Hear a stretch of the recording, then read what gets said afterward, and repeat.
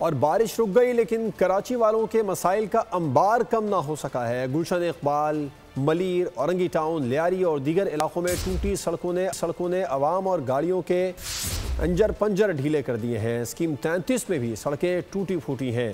Gutter के पानी से इलाके में बीमारियां फूटने का खदशा पैदा हो गया। अरीबा जफर की रिपोर्ट देखिए।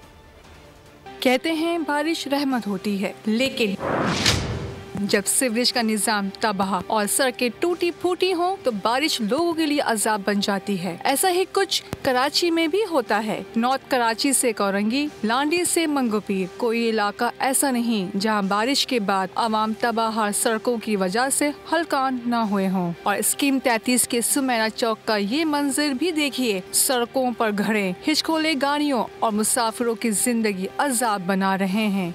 पानी आ रहा है यहाँ पे, बारिश से पहले भी पानी आ रहा था यहाँ पे। गटर का पानी है, रोक रहे नहीं, पता नहीं आगे से मिनरल खुला हुआ है, पता नहीं कौन सी चीज़ खुला हुआ है, बार है नहीं।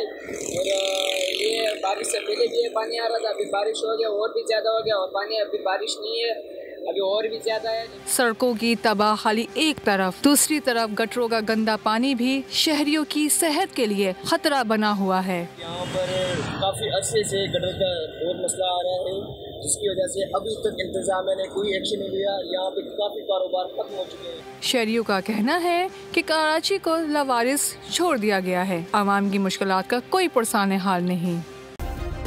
सब्सक्राइब करें और बेल दबाएं ताकि कोई खबर रह न जाए।